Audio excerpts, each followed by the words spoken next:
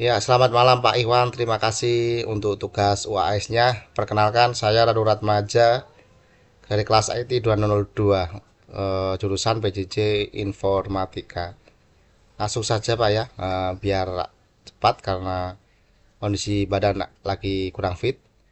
Untuk yang pertama, saya mau menjelaskan diagram IRD terkait soal nomor satu, yaitu IRD Quito University.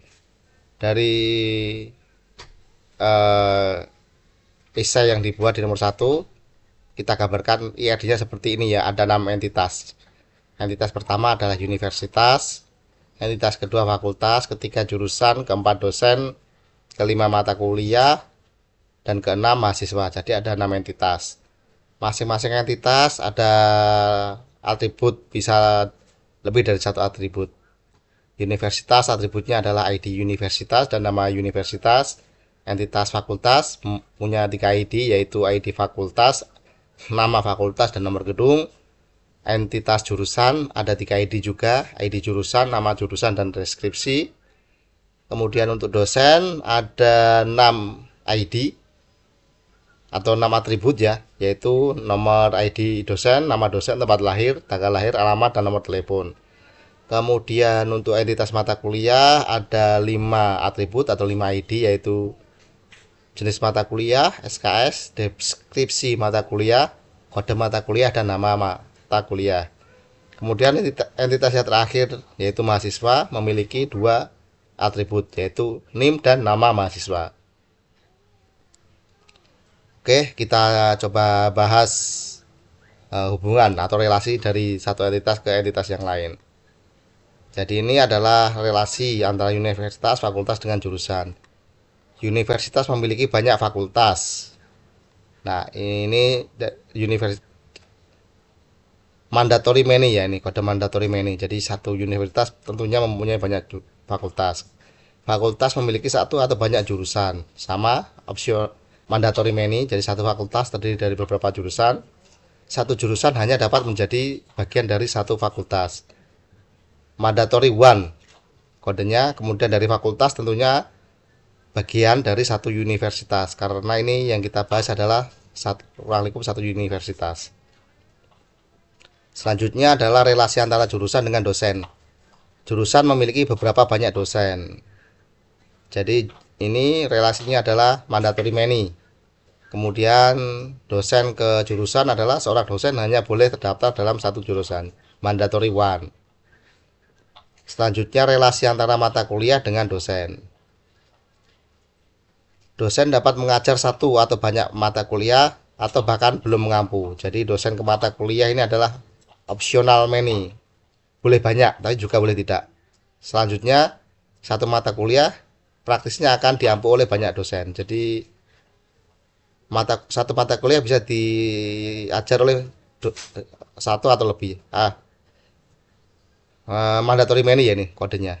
Jadi praktisnya adalah diampu banyak dosen. Kemudian tidak boleh ada mata kuliah yang tidak ada dosen pengampunya. Ya karena ini relasinya adalah mandatory many, jadi tidak boleh kosong. Selanjutnya adalah relasi mata kuliah dengan mahasiswa, yaitu suatu mata kuliah dapat diambil banyak mahasiswa. Mata kuliah ke mahasiswa adalah optional many. Sebaliknya satu mata kuliah boleh tidak diambil mahasiswa. Sama juga. Jadi optional optional many to optional many. Dan yang terakhir adalah relasi antara mahasiswa dengan dosen. Satu dosen dapat menjadi dosen wali dari beberapa mahasiswa. Jadi dosen ke mahasiswa ini relasinya adalah mandatory many. Jadi satu dosen wajib membimbing lebih dari satu mahasiswa, sedangkan satu siswa hanya memiliki satu dosen wali. Mahasiswa ke dosen adalah optional one kodenya. Oke, selanjutnya saya presentasi untuk soal nomor 2.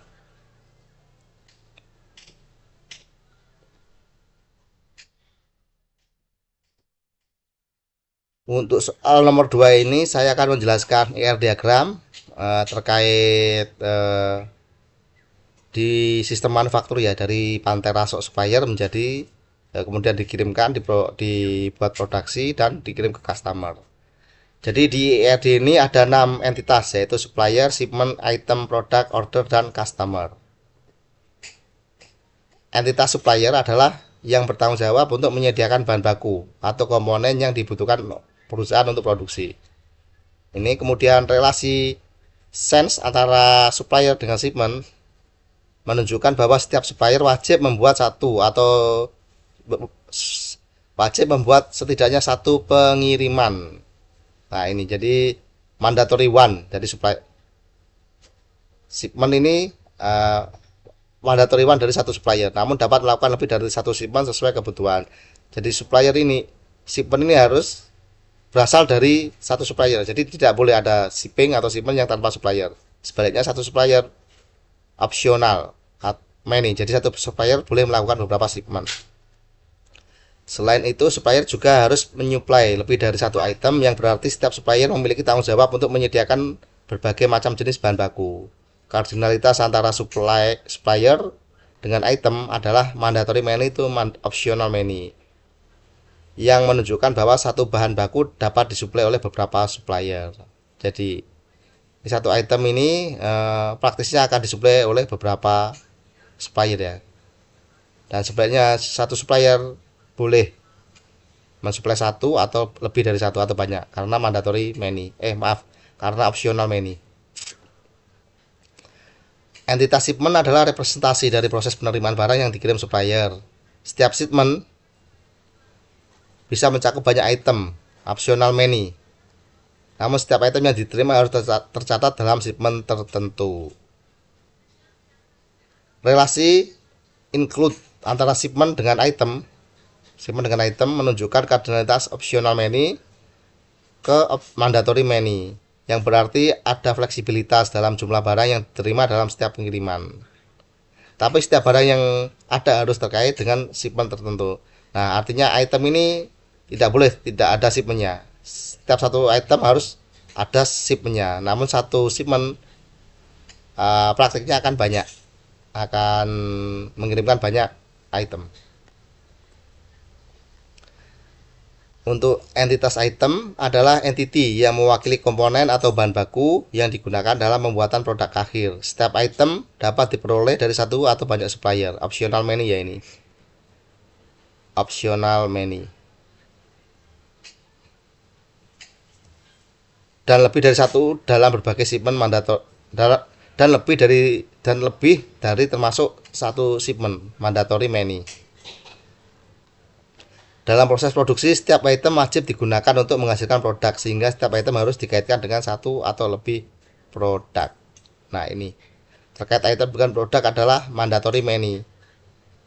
Artinya satu item itu praktisnya akan digunakan menjadi beberapa produk. Relasi use in antara item dengan produk memiliki kardinalitas mandatory many to mandatory many, yang menunjukkan bahwa setiap item atau komponen tertentu bisa digunakan di berbagai produk, dan setiap produk bergantung pada banyak komponen. Ini. Jadi produk dengan item adalah mandatory many, artinya produk dibuat menggunakan beberapa banyak item.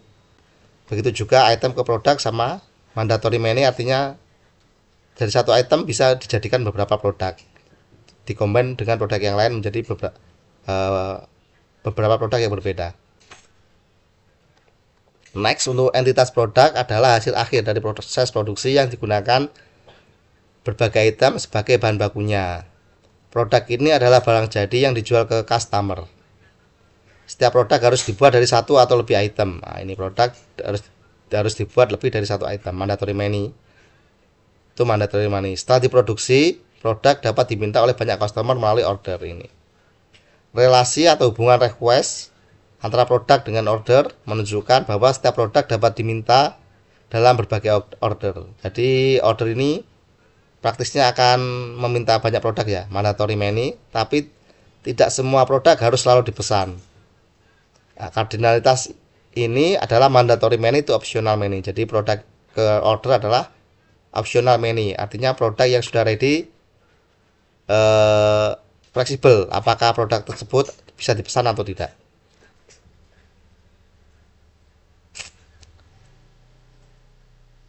Maaf, ini ada salah tipe ya, maksudnya adalah entitas order. Entitas order adalah representasi dari transaksi penjualan produk ke customer. Setiap order bisa mencakup satu atau lebih produk yang diminta oleh customer. Relasi submit ini antara order dengan customer menunjukkan bahwa setiap order hanya bisa dikaitkan dengan satu customer. Artinya ini tidak boleh order tidak ada customernya, atau order statusnya dari berbagai customer tidak bisa. Tetapi satu customer bisa mengajukan banyak order. Customer ke order adalah optional many, artinya satu customer bisa mengorder lebih dari satu produk. Sedangkan tiap produk ini tidak boleh, produk sama, ID sama, tapi dimiliki customer yang berbeda. Kardinalitas relasi adalah optional many to mandatory one, yang menunjukkan bahwa setiap transaksi penjualan produk selalu terkait dengan satu customer.